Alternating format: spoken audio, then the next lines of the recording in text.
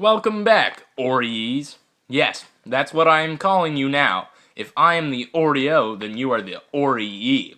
And I hope all you fans identify yourself as that when we start having conventions. Now, this is our 4th episode. That's right, the Big 4. As you could say, this show is fantastic. Haha. Oh, well, the time for jokes is over, and now it's the time for Oreo reviews. This week, or not really week necessarily, because we don't operate on a weekly schedule, here on the Oreo Reviewer, we operate on what I assume all TV will be doing in the future, and that is the whenever it gets made schedule.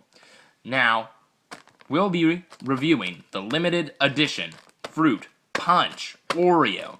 Yes, that's right, the limited edition Fruit Punch Oreo. Now, as you can see from the picture, this punch has been contained in a pitcher. Not the way I would do it, as I prefer my punch in bowls. What kind of punch is this, you ask? Well, after examining the ingredients, I can confidently say that it is a dextrose punch with a little bit of riboflavin. Now, we will be opening the package. As you can see here, there's a discrepancy with the Oreo boxes of the past. These rows are going, yes, that's right, vertical.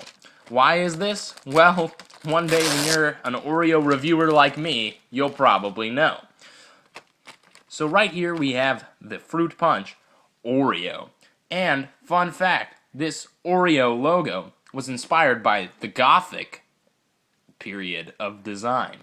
Gothic artist Hans von Striessen looked at the Oreo back before it had the design and he thought, I could make a buck if I sold Oreo my design. Well, when he went into the pitch meeting, they told him they didn't like it. And when he went away, they stole the design out of his pocket and took it anyway. Just a little bit of history into the corrupt company that we call Oreo.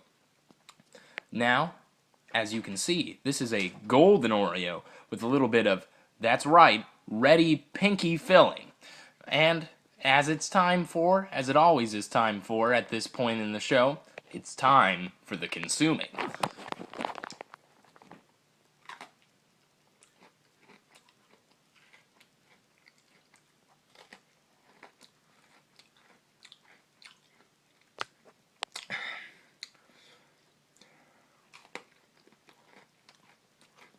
Well, I can say that it nails the fruit punch flavor. However, imagine if you tried to nail 2 pieces of wood together, and then you put a bunch of salt on the wood.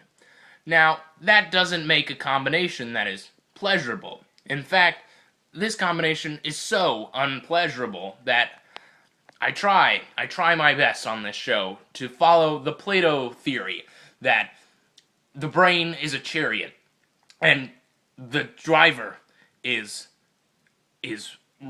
rationality and logic, and that the horses are emotion. And I try my hardest to keep emotion out of the show because emotion tries to run the chariot astray in the Plato theory of decision making. But today, for the first time on the show, my emotions towards this cookie and my rational thought meet in the middle and pull the chariot into me winning the gladiator tournament.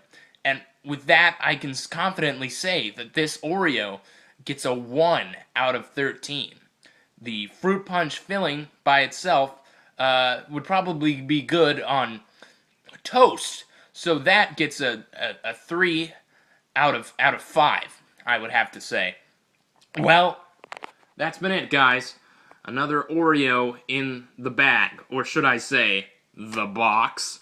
Well, if you liked it, like I said in the first episode of this show, suggest more Oreos for me to review.